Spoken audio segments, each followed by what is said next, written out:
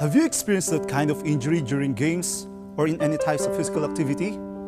Or have you witnessed that kind of injury during intramural meets or in your PE class? What did you do during that time? Did you just watch the scene? Did you help the victim? Or did you want to help but you lack of knowledge about first aid? Let me teach you the basics about first aid here in my class. I'm Sir LJ and welcome to a fun and exciting episode here in Physical Education 9.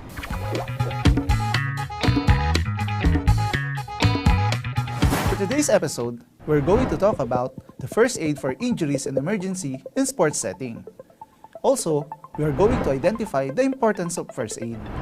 But before we proceed, I want you to get your paper and pen to write down the important details in our discussion. Are you ready? Great! First, I want you to answer the following questions and I will give you 5 seconds to answer each item. Let's start! Number 1. What immediate care should you provide when a person is injured or ill until full medical treatment is available? First aid or fracture?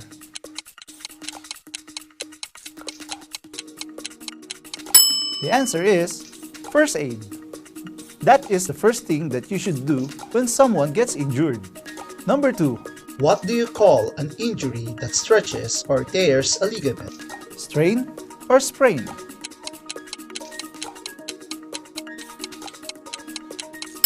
The answer is sprain. Sprain is considered as one of the injuries that usually happens in sports. Number 3. In primary assessment, we need to apply the ABCs, where C stands for blank. Circulation or compression?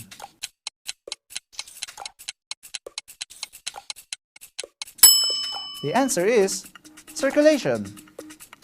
Due to pandemic, we can play our favorite outdoor sports like basketball, baseball, softball, volleyball, and many others. But we can do some physical activities like jogging, dancing, or high-intensity interval training, also known as HIIT. But what if, during the activity, some members of your family get injured?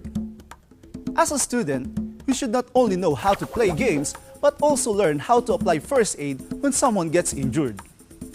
Now, what is first aid? First aid is an immediate care one should provide when a person is injured or ill until full medical treatment is available.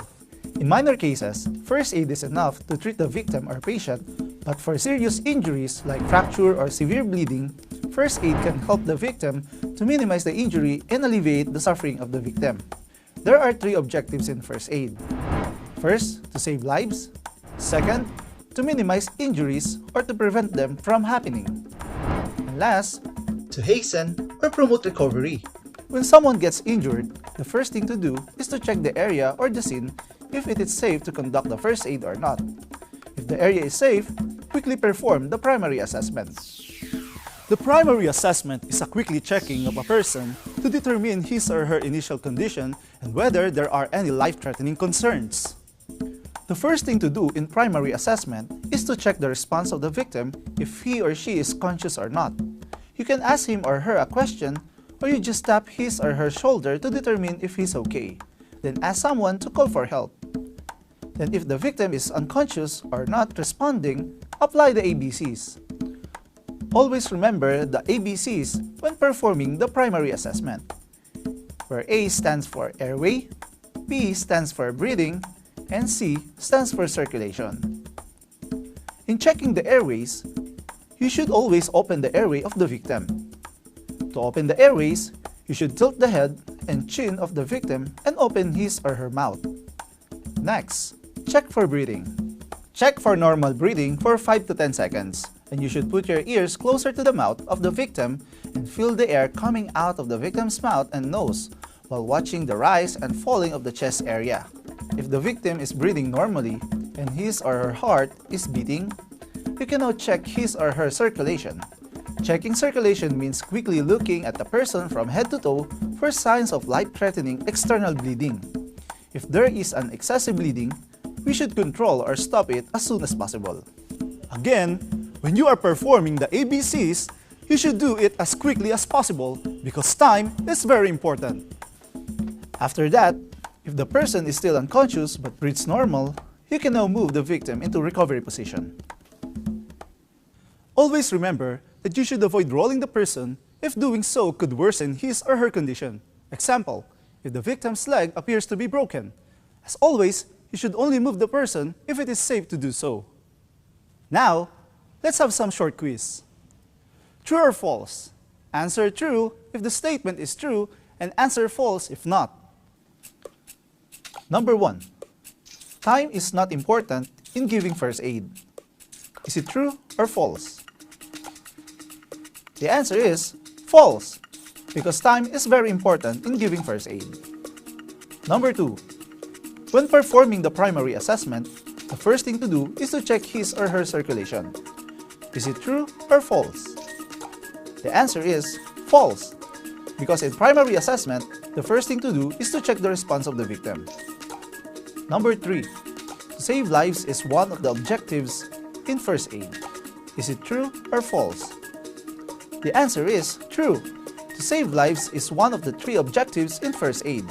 Now, let's move to the secondary assessment. Secondary assessment is checking the person for other injuries after you do the primary assessment. In some cases, if the victim is conscious, we can skip the primary assessment and directly perform the secondary assessment. There are 3 steps in secondary assessment. First, asking questions. Second, checking the quality of the person's vital signs. And third, doing an injury check. In asking questions, you interview the victim and any bystanders at the scene to get more information. You can ask the following sample questions. These are the examples of sample questions. How do you feel? Do you feel any pain? Do you have any cuts or bruises? Are you allergic to anything? Do you take any medicine? What is it for? Do you have any medical conditions such as heart diseases or other illnesses? Has this happened before? When did you last eat or drink? After you ask the sample questions, you need to check the vital signs. You need to evaluate his or her level of responsiveness, breathing, or skin. After you check the vital signs, you need to proceed to the next step, which is to check the injury. The primary goal of this step is to carefully look for injuries that were not identified during the primary assessment. An injury check may involve a focus examination or a hands-on check depending on the comfort level of person and whether the person is responsive. To do a focus examination, first, explain that the purpose of the examination is to identify injuries. Number 2, ask the person if anything hurts or feels uncomfortable.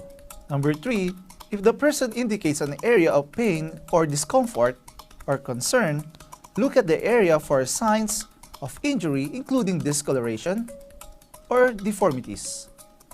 Number 4, if there are no signs of any injury, ask focus questions about how the person feels. If the person doesn't complain of any pain or tenderness, and there are no signs of injuries, ask the person to rest for a few minutes in a comfortable position. Check the quality of the person's vital signs and ensure the ABCs are still unaffected. A person's condition can change while waiting for the help. Do the following to provide continual care. Number 1, have the person rest. Number 2, help the person maintain a normal body temperature.